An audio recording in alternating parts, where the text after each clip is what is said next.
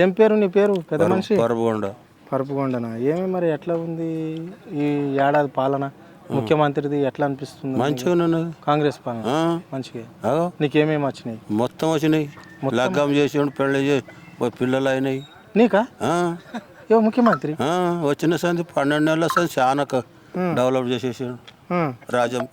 రాజ్యంను మరి మీ ఊరిని ఎంత చేసిండు, నిన్న ఎంత చేసిండు? నన్నే చేసినట్టు మరి. అమ్మా ఏమేమి చేసిండు?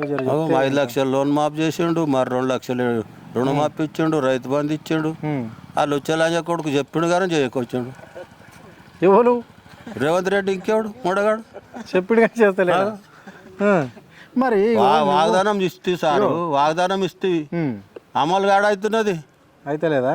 ఈ మాట ఈయన మరి ఈ పెద్ద మనిషి ఒక ఆయన ఏమన్నాడు? ఈయన మన మంత్రి ఇగో ఇట్లా అంటున్నాడు. అన్ని చేసేసిన సరిగానే అయినట్టు. ఇగో వీడియో ఇగో అసలు మొత్తం బోనస్ పెట్టేయండి మాకు. బోనస్ ఇచ్చిన దానికి 12,000 నుంచి 15,000 రైతుకు వస్తున్నాయి.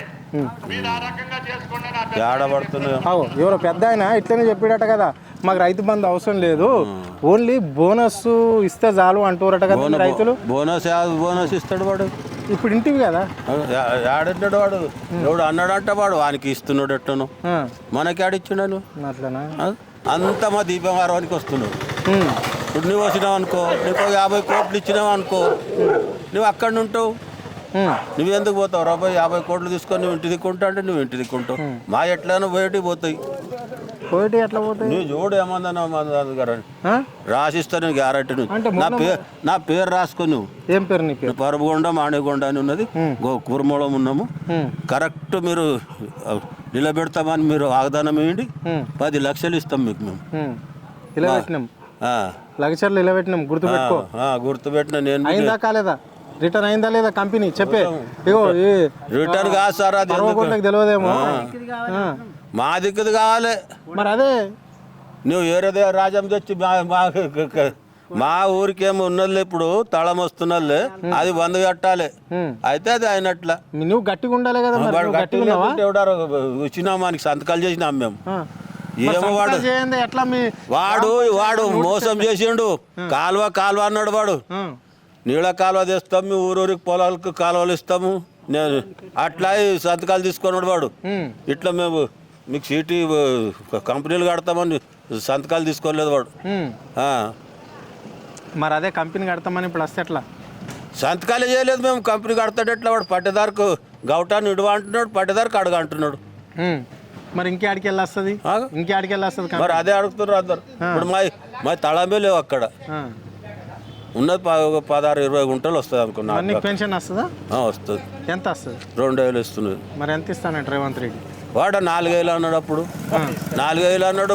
రుణమాపు 15,000 వేస్తా అన్నాడు. 30,000 వేసాడు ఒక్కొనికి. ఇప్పుడు చెప్పకపోయినా నీ పోల్లా గట్లని ఎవరికారు ఒక్కొనికి ఇచ్చిండేమో. వాని పిల్లల బేకలు వస్తున్నాడు, నడుస్తున్నాడు, వాడు చెప్తా పోతాడు. అంటే మరి ఊళ్ళో నువ్వు ఒక పెద్ద మనిషివి గోండా సాబ్, మరి ఊళ్ళో ఒక మాట ఇచ్చి మాట తప్పిన వాళ్ళని ఏమంటారు? ఏమంటారు ఈ రాజ్యం ఏం లేదు సార్. కొడుకు తండ్రిలోకి వచ్చి బిడ్డ తల్లిలోకి వచ్చింది. ఎవడు ఉంటాడు ఈ కాలం. అంటే ప్రభుత్వం ఇట్లా మోసం చేయాలి? మోసం లేదు, ఉన్నది అది పరిస్థితి వచ్చి కూర్చున్నది. అది నువ్వేం చేస్తావు, నేనేం చేస్తాను. ఇందిరాగాంధీ అప్పుడు అప్పుడు చెప్పి రాసిపోయింది ఆమె. ముంగడికి ఇట్లా వస్తా చూడు కాలం అని. మరి ఇందిరాగాంధీ ప్రభుత్వమే కదా. మరి ఇందిరాగాంధీ పరముతమే వాడు లుచ్చలాజ కొడుకు. దాన్ని తిని దీన్ని పాడుతున్నాడు వాడు. తినుడు వాంది వాడు ఏమంది వాడుతున్నాడు?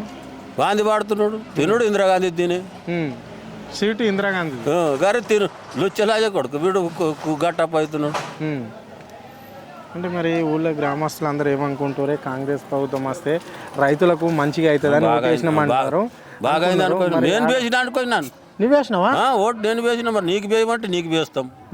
నాకు వేయమంటే వేస్తాను. అవి ఎందుకు సార్?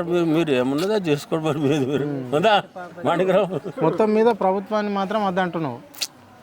ఎవడు వద్దంటే ఎవడు విన్నాడు సార్? ఎందుకు